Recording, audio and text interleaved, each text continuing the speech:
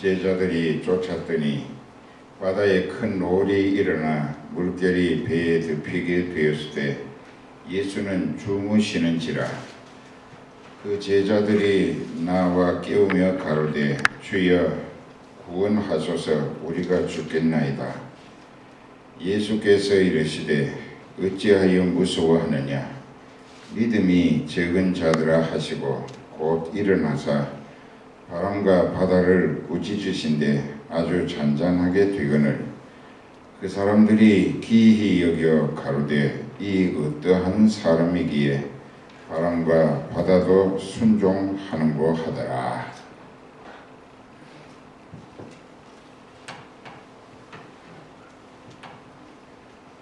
복음을 전개하실 때에 그 복음의 핵심은 예수님이 구원하시는 구원의 도리였는데 그것을 깨달아서 믿음으로 회개하고 죄를 용서받고 그 죄값으로 시달려왔던 여러 가지 저주와 불행, 실패와 절망, 또 고통과 부담 이런 것들로부터 벗어나는 구원의 역사를 체험하게 해 주시려고 애를 쓰시는 복음 사역 초기의 모습이 오늘 마태복음 8장 1절에서 잘 증거되고 있습니다.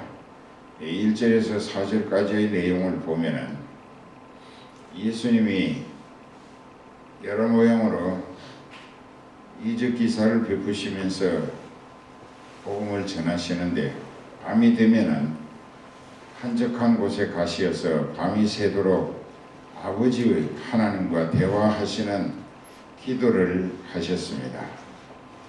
그런데 나병 환자 한 사람이 문둥병이라고 하는 것은 천형 환자라 해서 저주 받은 죄값의 결과라 세계가 그렇게 알고 있습니다.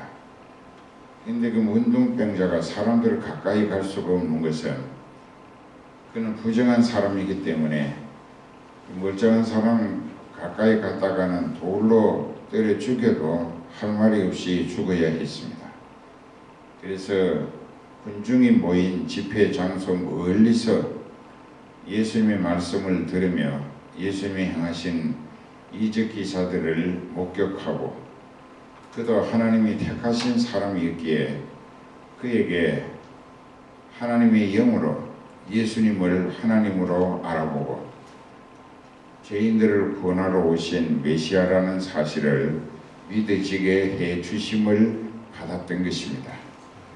그래서 저녁에 집회가 끝나고 사람들이 다 흩어져 제갈길로 갔을 때 예수님이 어디로 가시는가를 지켜보다가 산 위로 기도하러 올라가시는데 멀찍이 그 뒤를 쫓아갔습니다.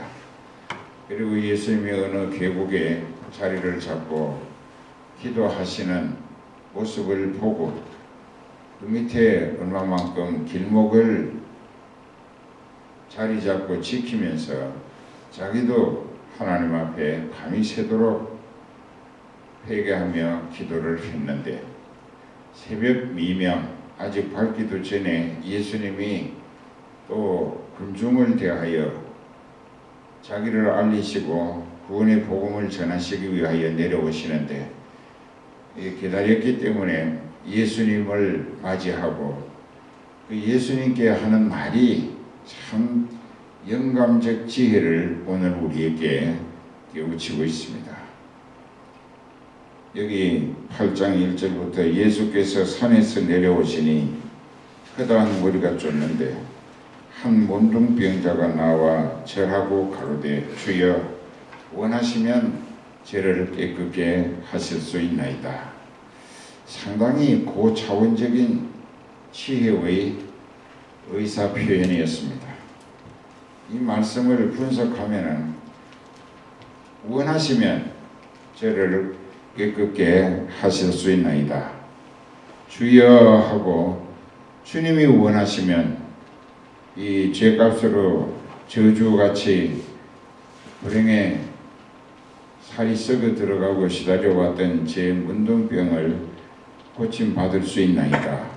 우리는 어제 저녁에 잠깐 지나갔지만은 참 염체도 없고 번번스럽게도 자기가 지은 죄값에 숨막히는 고통을 장만해서 치르면서 교회만 왔다 하면 무슨 염체로 회개할 생각은 하지 아니하고 예수님이 해결의 만능사로는 아는지 예수님 해결해 달라고 애를 쓰며 보채이는 이런 식의 인격 없는 신앙이 성령을 탄식하게 하고 예수님을 실망시킨다.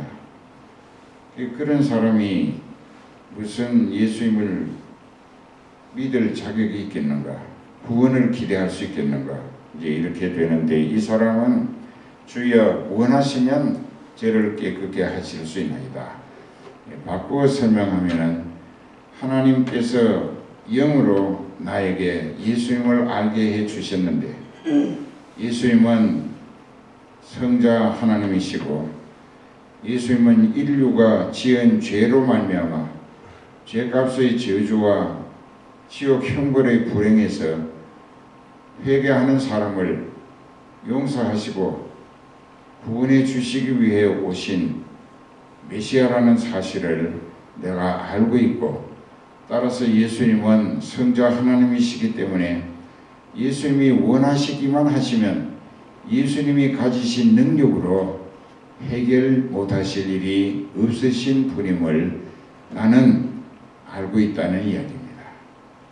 자, 그래서 너는 힘써 여호와를 알라. 여호와를 아는 것이 지혜의 근본이고 여호와를 아는 만큼 너의 믿음의 힘이 된다는 사실입니다. 그런데 하나님을 잘 몰라보고 예수님도 몰라보고 무조건 하나님은 사랑이시고 회개 안 해도 그냥 죄를 몽땅 용서도 하시고 죄값을 우리에게서 벗어나게 하시는가 아주 불행한 착각이 아닐 수 없습니다. 이 사람은 예수님을 알아보게 하심을 받았고 밤이 새도록 길목을 지키며 회개하고 죄를 용서받았습니다.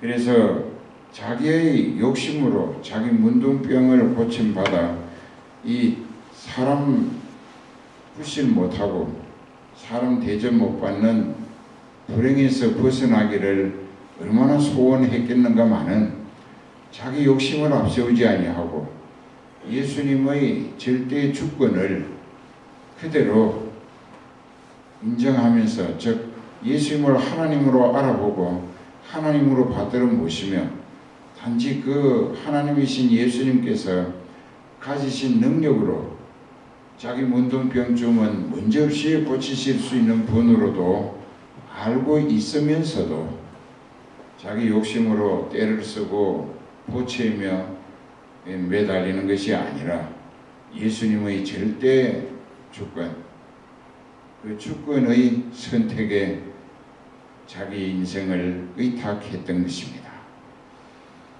그러니까 하나님을 하나님으로 알아보고 하나님으로 모시는 자세는 그러해야 한다. 내가 기준이 아니고 하나님이 기준이다. 예수님이 기준이시다. 그분이 원하셔야 그분의 능력으로 내 문둥병도 고침받을 수 있다라는 것은 예수님을 하나님으로 모시는 가장 지혜와 인격의 모습이 아닐 수 없었다. 그래서 예수님이 감동을 받으십니다. 그 믿음의 지혜와 영적 통찰력에 너무나 감동을 받으시고 그 썩어 악취를 풍기는 운동병 몸에다가 손을 덥석 얹어 가지고 서둘러 하시는 말씀이 내가 원하노니 깨끗함을 받아라. 그 즉시 문둥병이 깨끗이 나았다고 합니다. 이것이 8장 1절에서 4절까지의 내용인데 자, 여러분들이 당하는 지금의 질병의 고통 또 어떤 전날 잘못한 죄값으로 말할 수 없는 고통과 절망 또 망신 또 여러 모형으로 저주받았다고 스스로 한탄할 수밖에 없는 지경이 있다 할지라도 이 나환자의 영감적 지혜를 본받는다면 이번 성회를 통해서 치료 못 받을 병이 있겠는가. 내가 겪고 있는 이 고통의 질병이 아무리 내게 괴로움을 준다 할지라도 문둥병보다 더 심한 것이겠는가. 문둥병도 고치시는 예수님. 전에도 얘기했죠. 대구 역전 옆에 기독교 방송국이 있었습니다. 라디오 방송국. 옛날에 거기서 부흥회를 했어요. 근데 박씨라고 나보다 17살 더 먹은 사람이, 어머니가 구미 사람인데 아들이 문둥이가 됐어요. 그냥 대구에 가서 아무도 모르는 곳에 신천동 그 골짜구니에 습길에 불을 파고 가만히 터가지고 앞에다가 데리워서 맞고 그 안에서 깡통 1.8리터짜리 2개를 가지고 아들은 그 안에 밤낮없이 있고 어머니가 이제 방천시장으로 대봉동으로 삼덕동으로 식당을 찾아다니면서 사람들이 먹고 버리는 음식을 국물은 이쪽 깡통에 건더기는 이쪽 깡통에 담아가지고 가서 아들을 먹이곤 했습니다. 방천시장에서 수성천 방천시장에서 전도 설교를 했는데 그 윌릭스라는 영국제 집차 지붕에 올라서서 마이크 들고 했어요. 그랬는데 거기 어머니가 듣고 아들을 데리고 부흥회를 왔습니다. 저녁마다 월요일 저녁부터 금요일 저녁까지인데 그때 그 어머니가 추우니까 겨울 방학 때인데 그 아들이 미군 야전 그 오바 두터운 거 모로 갖다 만든 거 그걸 까만 물 들여가지고 많이 입었어요. 그 아들이 그걸 입고 명주 수건을 가지고 명주 수건이 얇아도 상당히 따뜻합니다. 예, 명주 옷은 사촌까지 따뜻하다 하는 속담이 있어요. 그러니까 그 명주 수건을 가지고 얼굴을 감고 여기도 감고 눈만 강도처럼 눈만 열어놓은 거예요. 그 사람이 나 환자인지 아무도 모르게.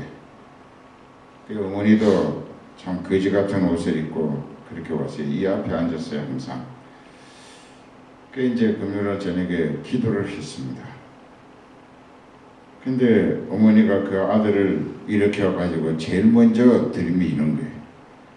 난 그 사람이 나 환자인지도 모르고 나도 그 사람 명지수건으로 이렇게 감고 이렇게도 감았는데 그 머리에다가 손으로 얹어가지고 기도를 했어요. 막 이 사람이 뜨겁다고 소리 지르더니 기도 끝나니까는 바닥에 막 엎어졌다가 뒹굴고 막 몸부림쳐. 그래 보니까는 이상한 것은 그 사람이 입에서 코에서 이 귀에서 눈에서도 연기가 나와. 연기. 그러니까 사람들이 모두 그 모습이 이상해서 이제 쫓아와가지고 둘러서서 보는데 그 사람이 벌떡 일어나더니 뭐라고 하는 거 하니 내가 내게 불이 떨어졌다. 불덩어리가 떨어졌는데 뜨거워서 견딜 수가 없다고 막 다 벗어 수건도 벗어 그러니까 오바도 벗어내던지고 뜨거워서 그러고 보니까 문둥이야. 그러니까 사람들이 문둥이가 뭐 좀 안 좋게 말하는 거예요. 그랬는데 거기에 나의수 선교사라고 있었습니다. 라이선인데 한국말로 나의수라고 있어요. 미국 어떤 선교회에서 보내왔어요. 그분이 그 사진을 다 찍었어요.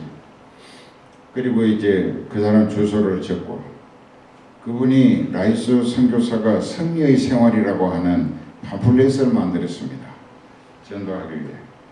근데 그 다날 아침 9시에 오겠느냐 하니까 온다는 거예요. 그리고 이제 거기 또 케이스 그리스라고 하는 선교사가 있었어요. 그 집차가 그 사람 거예요.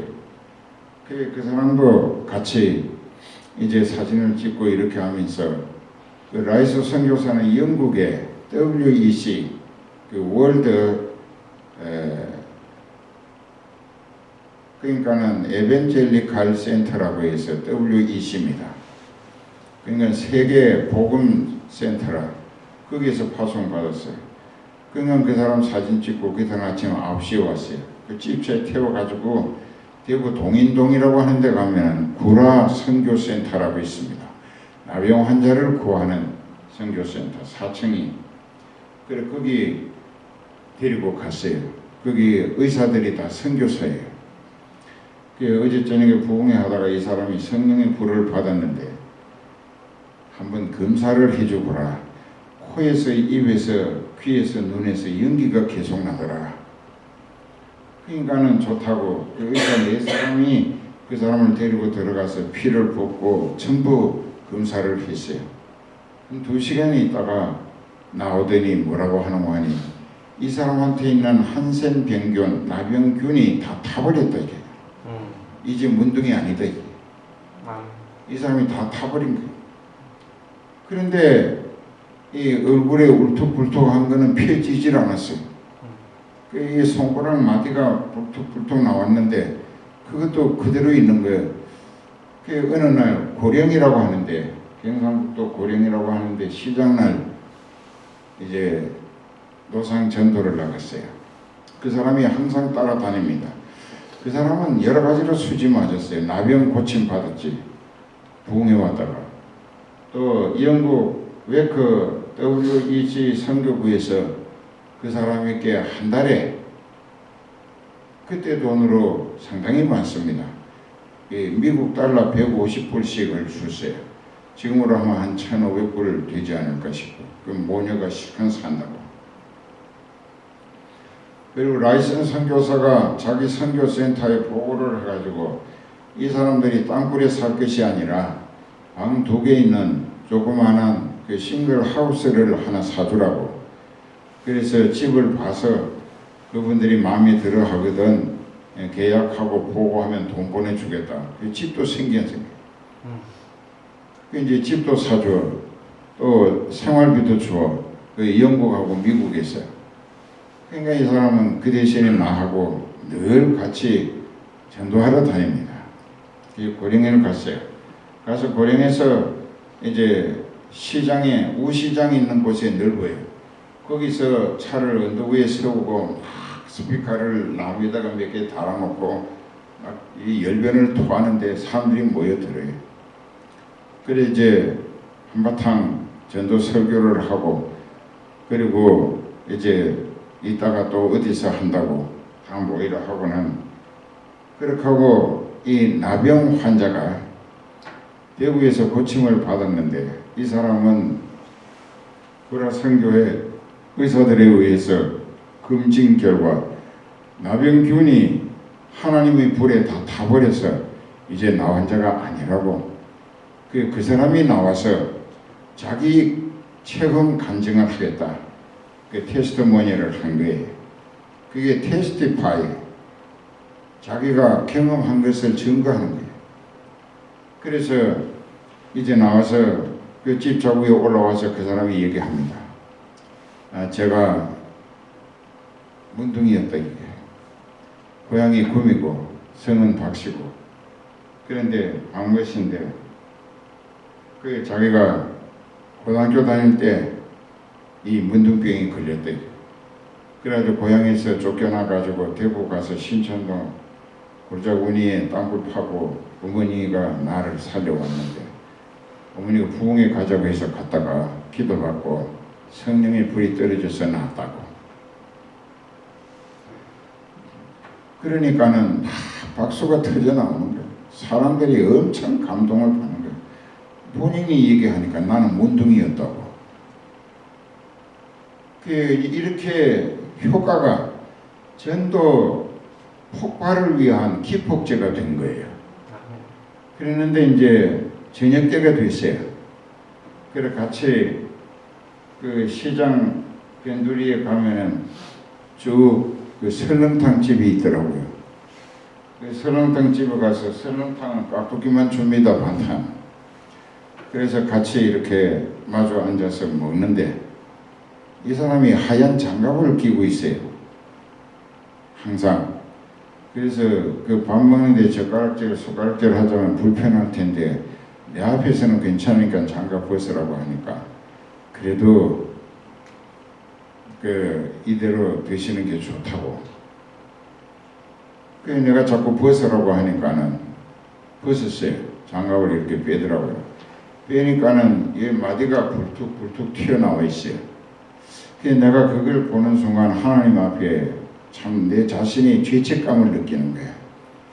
내가 기도를 더 열심히 해가지고 내 기도를 들어주실 때 하나님이 기왕 그 문둥이 흔적도 아주 예쁘게 뭐 코가 삐뚤어진 거, 눈썹 위에 꺼진 거, 뭐 손마디 튀어나온 거 싹 매끈하게 고쳐주셨으면 얼마나 좋았겠는가 싶어서 내가 참 죄송하다고.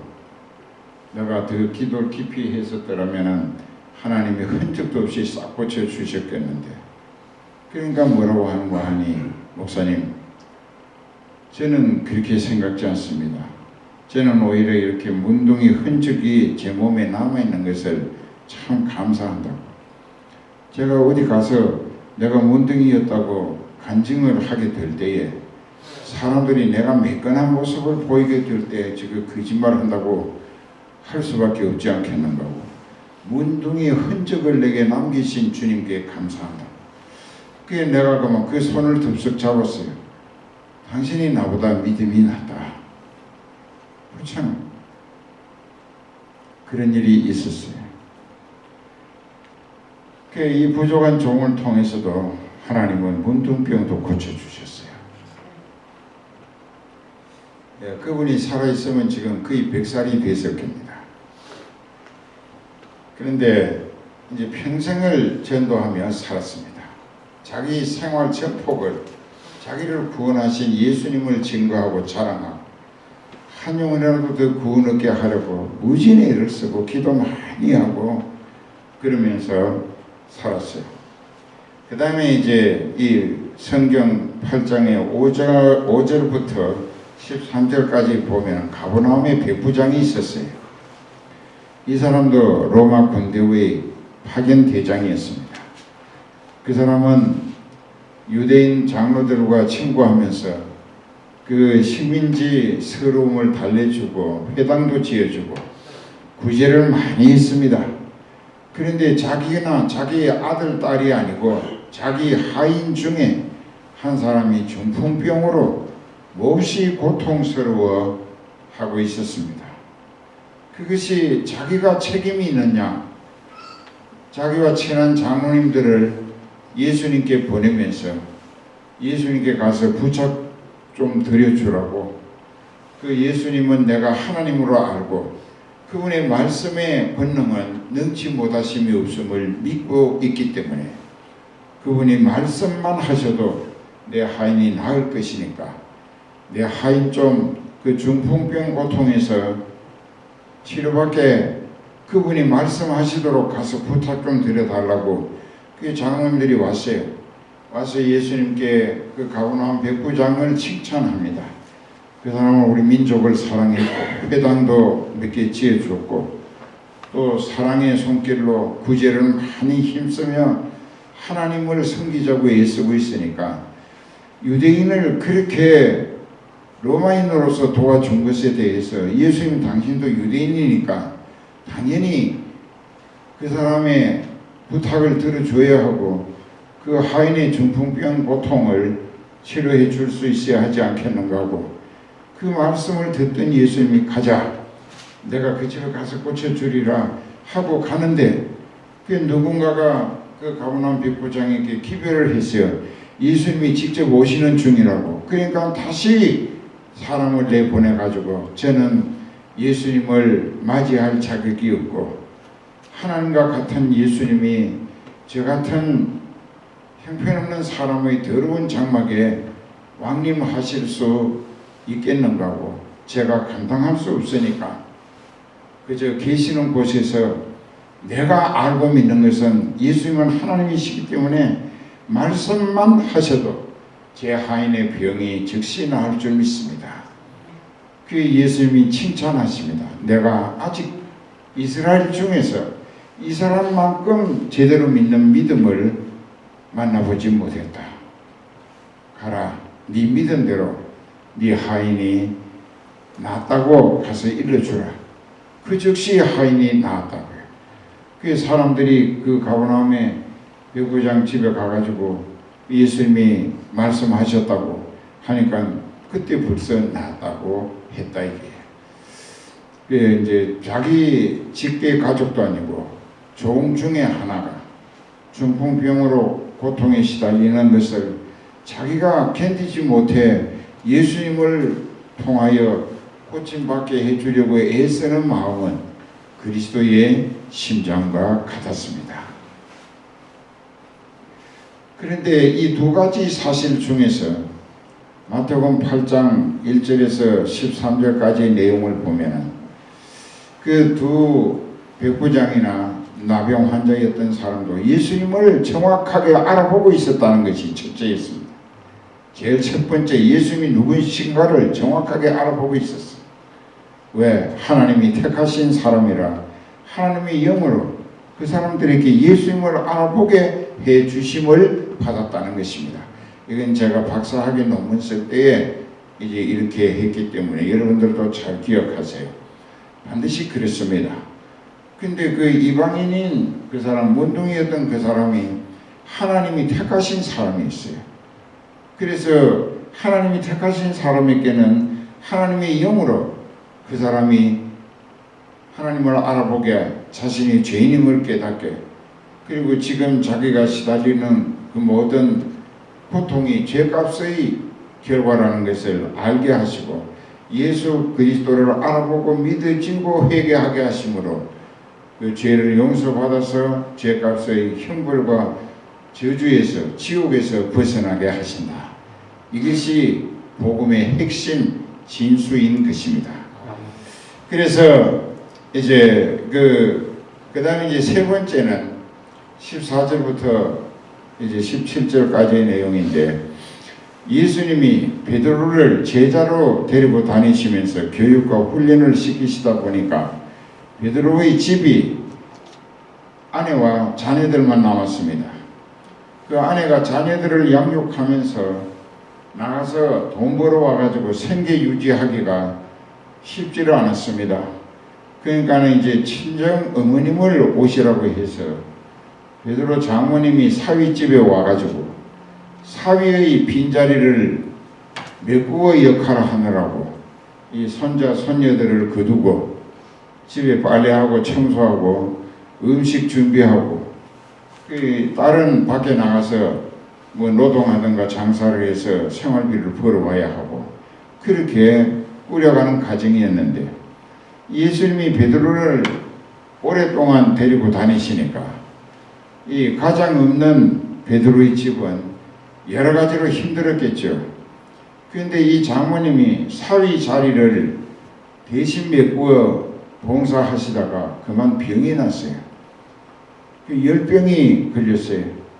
열이 뭐 40도가 넘고 펄펄 끓었겠죠. 그러니까는 이 늙은 할머니가 맥을 못 추고 앓고 죽어가고 있었어요. 그 베드로가 업으로 살았던 그 동네는 제가 여러 번 가서 연구해 봤는데 87집이 살았습니다. 그 집터가 그대로 있어요. 2000년이 되는.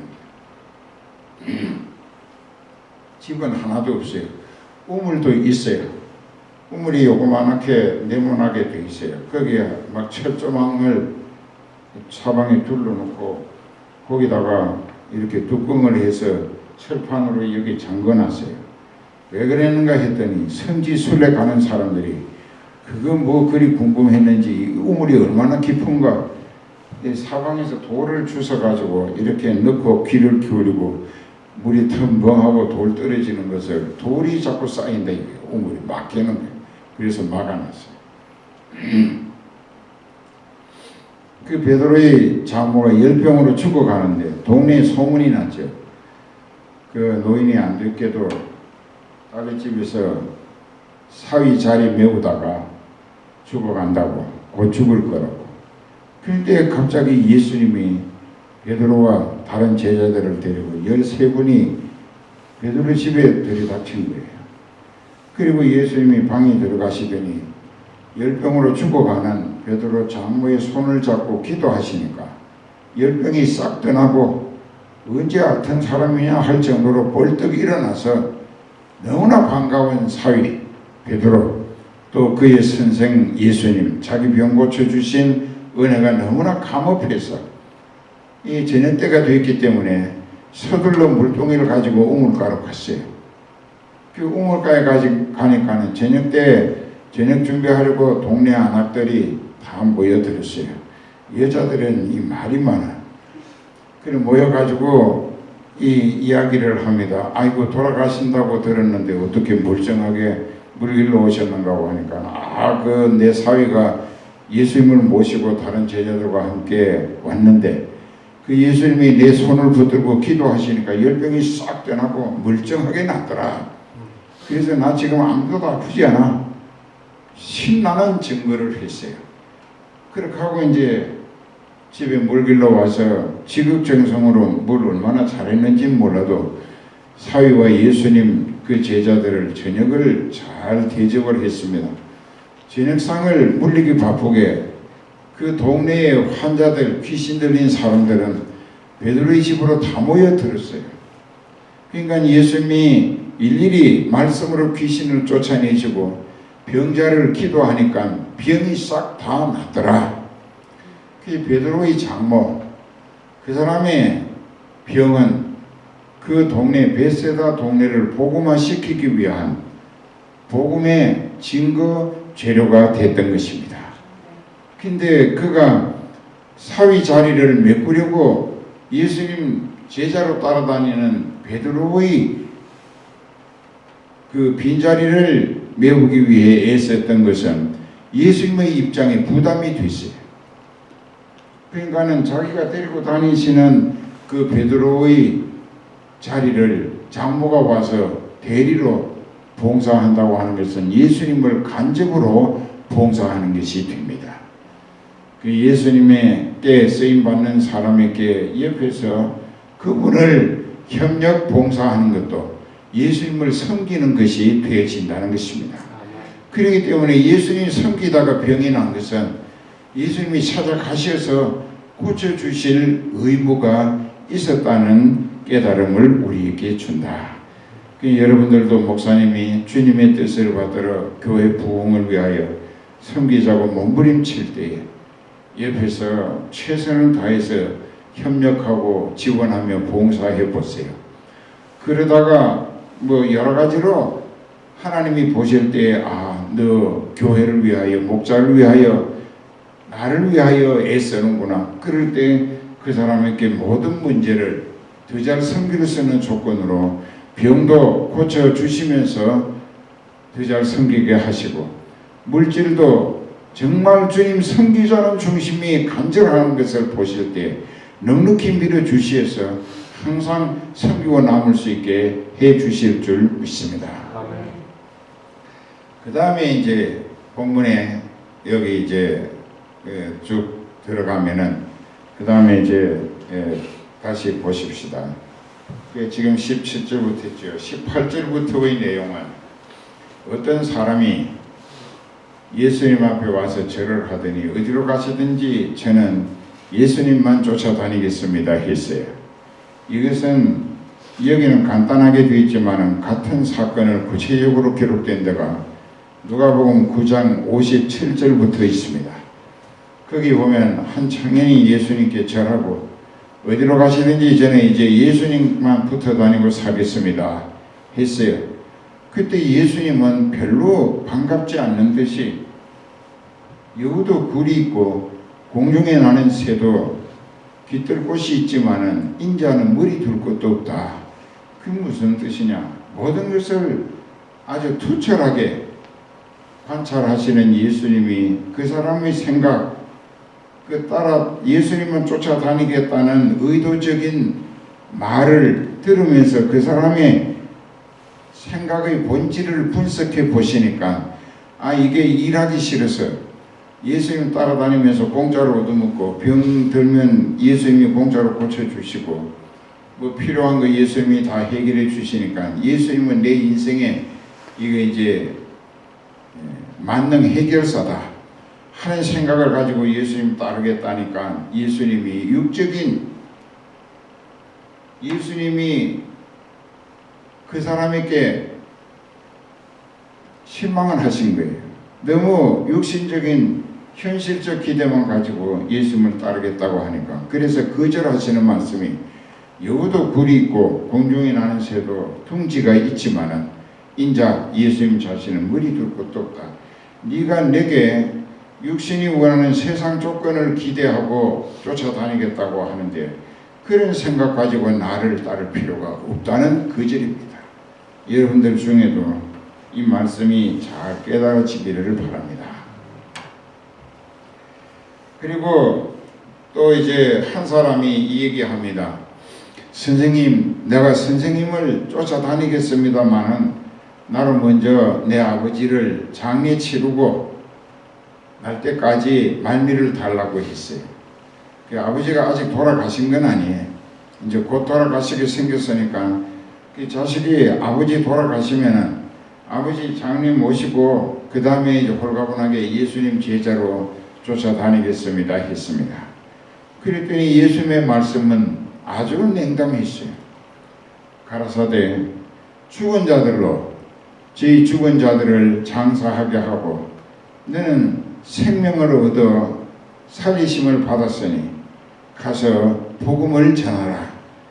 자, 죽은 자라는 것은 육신의 죽은 자를 아버지를 말씀하고 또 죽은 자들로 장례 치르게 하라는 것, 영적으로 죽은 상태에 있는 사람들.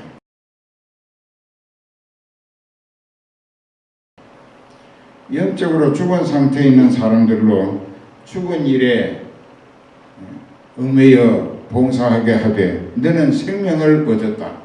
너는 죽은 자가 아니라 에베소 2장 1절에 허물과 죄로 죽었던 상태에서 예수님의 진리로 살리심을 받았다. 너는 새 생명을 얻었다. 그 인간은 새 생명을 얻은 즉 성령 받은 사람이 왜 죽은 일에 시간과 노력을 허비하려고 하느냐. 그 인간 새 생명을 얻은 사람은 생명 살리는 일에 전심전력해야 한다. 또 다른 제자 빌립에게 너는 나를 따르라 팔로미 한 거예요. 그래서 여기에서 우리가 깨달아야 할 것은 예수님을 따르겠다는 목적이 나는 어떤 목적을 가지고 예수님을 따르겠다는 것인가. 뭐 장사 잘 되게 도와달라고 또 죽을 병 고쳐달라고 아니에요. 그런 것은 참 예수님이 실망하시고 우리가 영적인 소망 하나나라 들어갈 자격을 먼저 갖추어서 회개하고 성령을 받고 성령에 이끌리며 영적 가치를 목적으로 영적인 소망에 살기를 힘쓰면서 주님 더 잘 섬기자고 몸부림칠 때에 이 장목사처럼 늙어가지고 병이 나도 그저 예수님이 열심히 고쳐가며 쓰시는 거예요. 그래서 난 그걸 너무나 체험을 많이 한다. 지난 12월 31일 날 이제 9시부터 배너라는 영화를 틀었어요. 교회 대예배실에서 발코니에도 꽉 차고 꽉 찼어요. 그 영화를 이제 틉니다.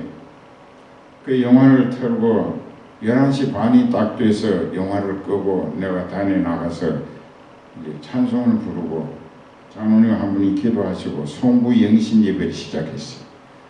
내가 설교를 한 30분 했어요.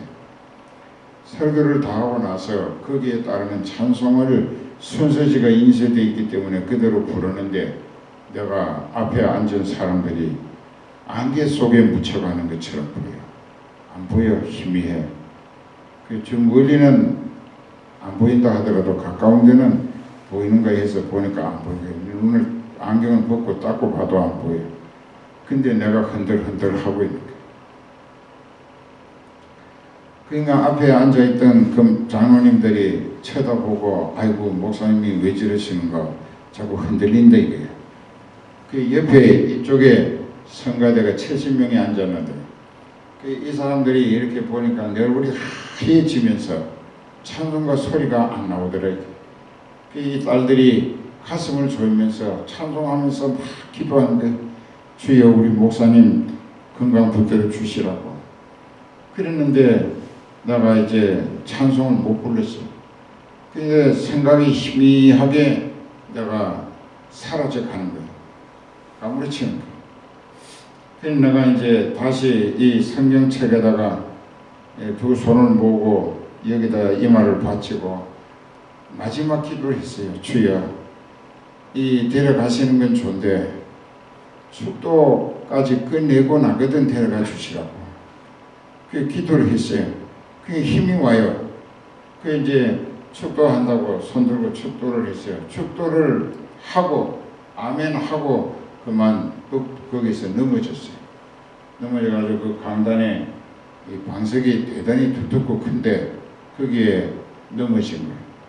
그러니까 보조 목사들하고 장로님들이 막 쫓아 올라왔어요. 권사님들도 와가지고 막 흔들어 깨우고 울고 불고 그날이 정말 초하루 날이에요.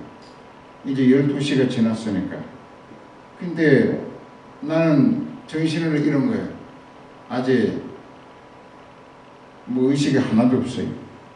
그러는데 뭐 누군가가 사무실에 가서 여직원이 간사가 바카스를 갖다가 숟가락으로 입에다 떠놓고 막 온몸을 주물고 흔들고 그 이제 뭐 야단 법석인데 근데 얼마가 지났어요. 근데 내가 희미하게 들리는 소리가 모기 소리만큼 목사님 이렇게 가시면 저희는 어떡하는가 하고 그 이야기를 들으면서 괘씸한 생각이 들어. 주는 나는 얼마나 고통스러운데 저희 걱정하고 있다 이거야. 그러니까 그 여자들도 그런데 남편이 나는 어떻게 살라고 너만 죽느냐고 남편 죽는 거 보고 그러니까 남편을 위하는 말이 아니에요. 자기를 위하는 거지. 그 생각이 희미하게 나더라고. 그래서 내가 부시시 이제 일어나려고 하니까 몸이 말을 안 들어. 피가 멎었던 거야. 그러니까 몸이 굳었어. 그냥 막 주무는 거예요. 또 지압 잘하는 사람들도 있고 의사도 있다고. 그래서 막 와가지고 막 이렇게 했어요.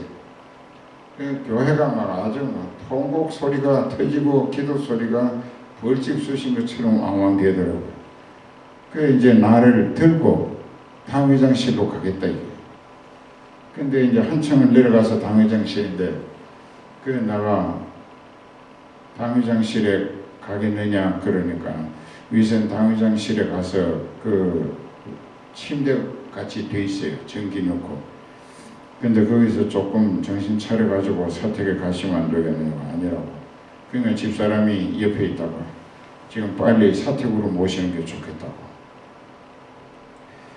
그 소리가 얼마나 반가운지 말은 못해. 그래서 이제 집사람이 사택으로 모시는 게 좋겠다고 그러니까 아이고 그 사모님 말씀대로 하겠다고. 그 이제 내 차가 아주 비싼 차야.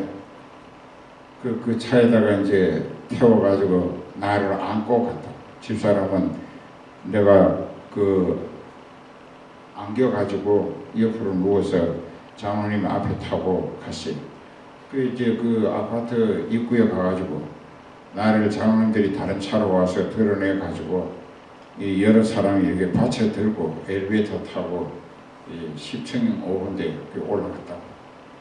집에 가서 내펴놓고 막 우는 거예요. 하나님 우리 목사님 살려주시라. 회복시켜 주시라. 할 일이 너무 많고 목사님 안 계시는 성은교회는 있을 수도 없고 말도 안 된다고. 살려주셔야 한다고. 그리고 막 또 쫓아오는 거예요. 뭐 극성배기 여자 권사님들 와가지고 뭐 울고 기도하고 그 어떤 사람은 또 꿈을 타서 또 떠놓고 그래서 그날 밤에 아무리쳤다가 일어났어요. 그래서 생각해 볼 때 왜 섣달 그날 송구 영신 예배 드릴 때 한 해를 보내고 한 해를 맞이하는 첫 시간에 내가 까무러쳐야 했는가. 그러니까 내가 훗날 그 낮에 11시 예배에 송구영신 예배는 밤중에 하고 그 11시에 신년 할애 예배에 또 가야 돼. 가서 또 설교해야 돼. 아침도 못 먹고 그 와서 또 이제 한복 입히고 두루마기 입히고 그렇게 해가지고 들고 이제 가서 내 차 타고 갔다고. 그 가서 이렇게 설교를 하려고 강단에 갔었는데 흔들흔들해. 그 이제 이렇게 꽉 잡고 설교를 했어요. 얼마나 은혜가 충만한지. 그때 내가 깨달은 것은 너 정신 차리라.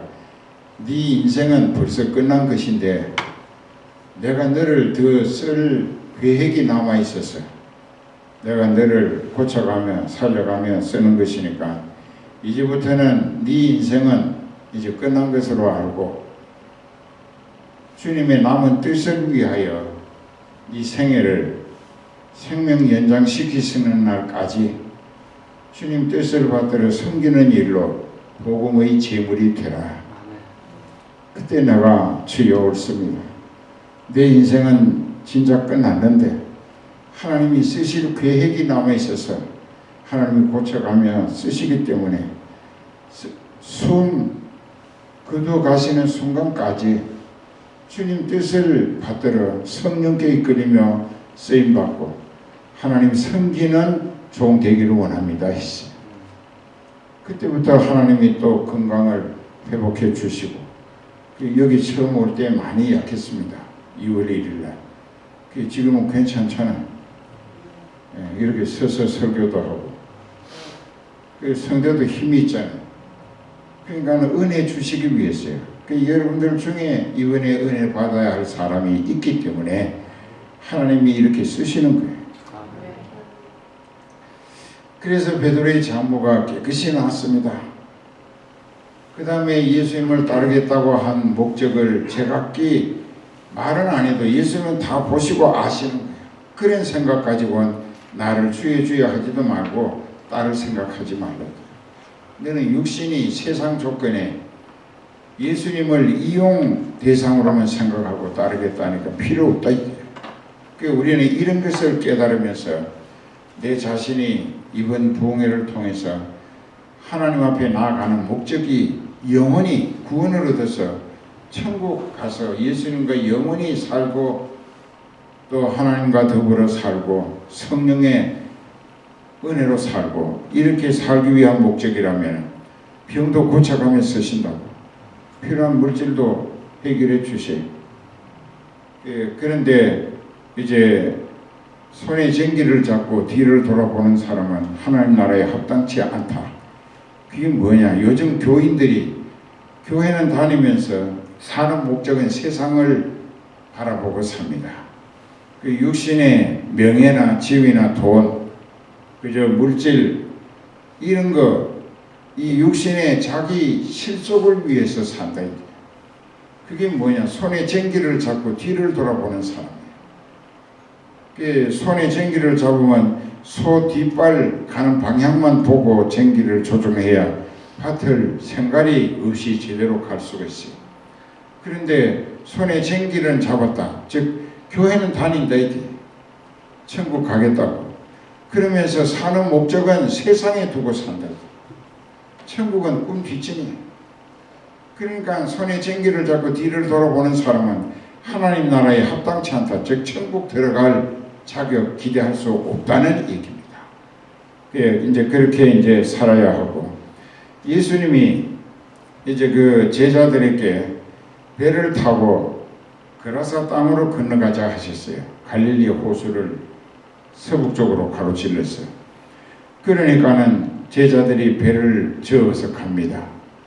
그런데 예수님은 배 밑창에 베개를 베고 편히 주무시고 계셨는데 갑자기 풍랑이 일어나더니 바다 폭풍우가 산더미 같이 파도를 일으켜가지고 배를 덮치는데 이 업으로 평생을 살아온 제자들이 자기네들의 경험과 기술, 노력을 다해봤지만 이 풍랑은 점점 더 드세게 배가 곧 깨지거나 가라앉을 것 같아서 이 자기네들이 할 수 있는 데까지 다 해보고 기지맥진한 상태에서 이제 우리는 이 가족도 못 보고 이 배에 깨져가지고 이 바다에서 죽는구나.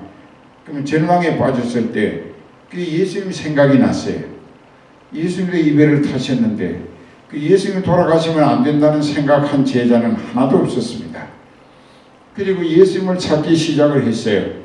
그 배 밑창에 가서 보니까 예수님이 그 파도가 배를 막 뒤집을 것처럼 억세게 몰아닥치는데도 예수님은 편히 주무시고 계셨어요. 그 원망스러운 말로 예수님을 깨우면서 선생님 일어나소서 우리가 죽겠나이다. 지가 다 죽으면 그 뭐 그리 대단한 건가.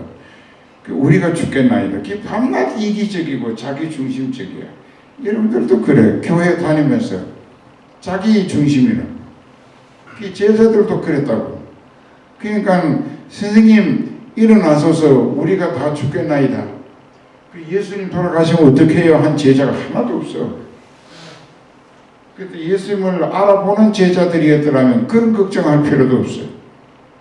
그랬는데 예수님이 책망을 하십니다. 믿음이 적은 자들아 왜 의심하느냐. 즉 나를 몰라보고 또 내게 대한 믿음이 너무나 부처도 없다.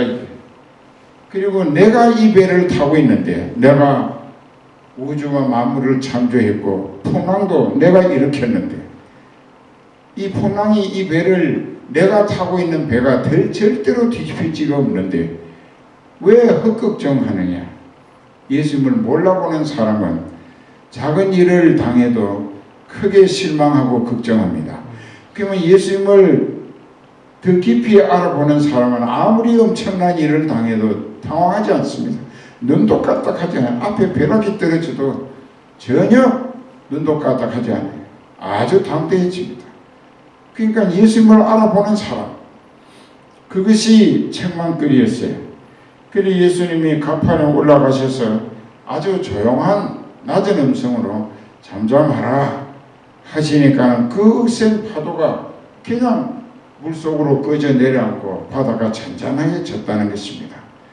그러니까 이 제자들이 탄성이 나왔는데 이 어떠한 사람이기에 바람과 바다도 순종하는고 했다.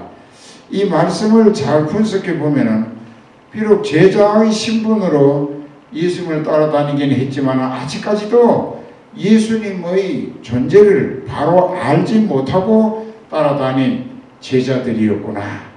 이 어떠한 사람이기에 바람과 파도도 순종하는고 했더라. 그러니까는 그 풍랑은 예수님이 일으키신 것이고 그 저것들이 어떻게 하는가 보자. 그리고 예수님은 배 밑창에서 그 배가 막 뒤집혀질 것 같아도 예수님은 편히 주무시고 계셨다. 왜? 풍랑을 예수님이 조정하고 주관하셨기 때문이라. 알아듣습니까? 이따금 가다가 저나 여러분들에게 예수님을 더 깊이 알게 해주실 필요가 있어서 우리로 하여금 엄청난 환난과 풍파, 시련과 역경, 또 고통과 절망을 당하기도 하시는데 그때 예수님을 찾아 부르짖고 매달려서 예수님께 그 모든 문제를 호소하면 예수님께서 무한하신 가능성의 능력을 통한 역사가 해결을 해 주실 때에 우리로 깨닫는 게 있어요. 예수님은 하나님이시고 예수님은 해결 못하실 일이 없구나. 이 천지 만물을 창조하시고 역사를 주관하시는 것이 모든 것이 예수님 지배하에 있구나. 그리고 예수님이 그라사 땅에 건너가셨는데 그게 가다라라고 하는 땅 이름입니다.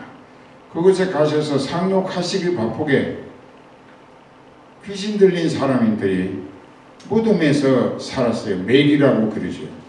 무덤에서 살다가 예수님이 바다에서 올라오시는 걸 보고 이 귀신 들려서 미친 사람들이 얼마나 사나웠던지 사람들이 그 근처를 얼씬도 못했답니다. 얼마나 행패를 했는지 아주 사나운 귀신에 사로잡힌 미친 사람들이었는데 이 사람들이 예수님을 보자마자 땅에 엎드려 가지고 지극히 높으신 하나님의 아들 예수야, 우리 때가 아직 이르지 아니했는데 우리를 괴롭게 하려고 여기 오셨는가 하고, 자, 귀신이 예수님을 알아보는 말을 합니다. 지극히 높으신 하나님의 아들 예수야. 여기서 우리가 알아야 될 것이 귀신 되기 전에 천사로 하늘나라에서 수억 년을 아버지와 아들과 성령을 호위하며 수종되는 천사로 살았다가 그 리울라단이라고 하는 그 루시퍼라고 하는 천사장이 하나님 자리를 넘보다가 사탄이 돼서 천국에서 쫓겨나가지고 사탄으로 귀신으로 이 세상에 왔습니다. 그래서 이 귀신이 되기 전에 천사로 있을 때 수천 년, 수억 년을 상전으로 모셨던 하나님의 아들 예수님을 정확하게 알아보는 거예요. 그래서 여러분들이 그러잖아요. 귀신같이 안 한다고. 그 귀신이 예수님을 귀신같이 알아보는 거예요. 옛날에 상전이었거든. 지극히 높으신 하나님의 아들 예수여, 우리 때가 아직 이르지 아니했는데 우리를 괴롭게 하려고 우리에게 오셨는가. 그게 우리 때가 뭐냐? 마가복음 5장 1절 이하에 이 내용이 구체적으로 잘 되어 있습니다. 우리 때가 아직 이르지 아니했는데 우리를 무저경에 가두려고 미리 오셨는가 하고 그런 말을 귀신이 했어요. 그러면 귀신 그 자체가 자기가 앞으로 예수님이 부활 성천하시고 재림하시면 자기네들은 무저경에 들어갈 하나님의 계획의 대상이라는 것을 귀신들이 몽땅 다 귀신같이 알고 있었어요. 그러니까 자기 장래가 하나님의 뜻에 따라 어떻게 될 것까지 귀신도 알고 있어요. 이것은 무엇을 의미하느냐? 귀신까지도 하나님의 절대 주권과 지배하에 있다고 하는 사실을 귀신이 고백하는 것입니다. 우리는 귀신 들려서 아무리 사납게 미쳤어도 두려워할 일이 없어요. 성령을 받았기 때문에 가서 말씀 전하고 기도하면 귀신이 쉿 하고 떠나가지고 본정신이 돌아옵니다. 우리는 귀신을 물리칠 수 있어요. 그렇기 때문에 이제 이 귀신의 존재까지 지배하시는 예수님. 그래서 이미 그 예수님은 그 악한 귀신 나가라고 하셨어요. 그러니까는 그 귀신이 그 사람들을 놓고 도망갔죠. 그러니까 이 사람들이 옷도 제대로 입지 않고 있다가 이 상당히 옷을 어떻게 누가 갖다 줬는지 제대로 갖추고 입고 예수님 발 앞에 무릎을 꿇고 앉았습니다. 근데 귀신이 나갈 때에 사건이 있었어요. 그 귀신 들린 사람들이 예수님께 우리를 쫓아내실진데 저기 산비탈에 먹고 있는 돼지 떼기로 들어가게 허락해 달라고. 귀신도 자기 행동에 대한 모든 지시를 예수님으로부터 허락받아야 움직이는구나 하는 것을 보여주고 있습니다. 그래서 그 귀신이 이제 그 돼지 떼기로 들어가게 허락해 달라니까 예수님이 허락하셨어요. 그러니까는 그 귀신이 숫자가 얼마나 많았는지 예수님이 그 귀신에게 묻습니다. 네 이름이 뭐냐 하니까 군대라고 했습니다. 군대라고 하는 말은 숫자가 엄청 많은 귀신 떼거리가 그 두 사람을 붙들고 있었어요. 그런데 약 2,000마리나 되는 돼지가 귀신 한 개씩 들어가니까 갑자기 돼지가 미쳐가지고 막 줄다름을 치고 산비탈로 정신없이 다른박질 치더니 바닷가에 다이빙 해가지고 전부 다 빠져 못 살겠다. 그 돼지를 치던 사람들이 놀랐어요. 그 돼지 임자에게 성내에 들어가서 예수라는 사람이 와서 이렇게 했다고. 그 사람들이 나와서 보고 그 귀신 들렸던 사람들이 사나웠었는데 아주 얌전하게 예수님 발 앞에 엎드려 있는 것도 보고 그 예수님께 간청을 합니다. 우리를 떠나달라고. 바보들이지요. 우리 주님이 되어달라고 했으면 얼마나 좋았겠어요. 재산 손해본 것만 생각하고 우리를 떠나달라고 했습니다.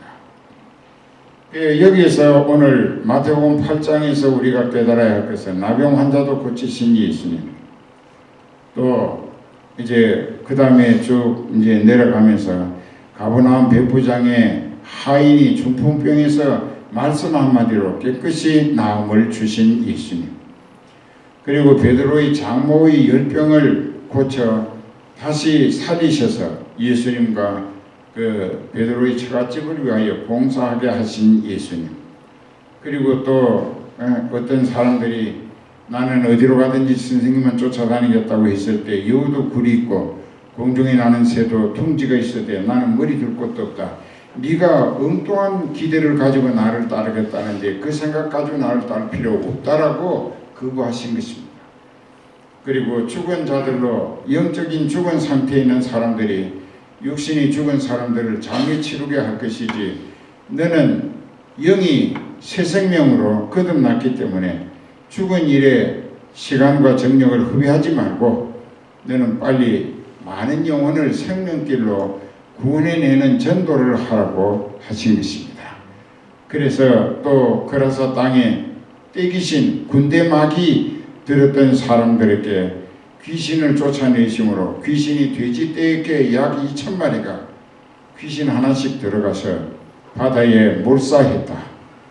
그래서 그 귀신 들린 사람이 예수님의 배를 타고 건너가시니까 그 사람이 예수님께 매달리면서 나도 예수님을 따르게 해달라고 했습니다. 그때 예수님이 거절하셨어요. 네 집에 가서 네 동네 사람들에게 내가 어떻게 너에게 귀신을 쫓아내고 귀신들이 돼지 2,000마리를 바다에 몰사하게 했고 네가 그 귀신들로부터 노임을 받아서 지금 멀쩡하게 본정신으로 새 사람 된 것을 네가 일일이 경험한 그대로 그 테스트모니 간증을 하라. 즉 복음의 증인이 되라고 하신 것입니다. 여러분 오늘 이 마태복음 8장에서 당하는 여러 가지 일들이 예수님을 통하여 다 해결받았는데 여러분들도 어떤 문제를 당하고 있든지 간에 해결 못 받을 일은 절대로 없을 겁니다. 예수님은 모든 것이 가능하신 분이에요.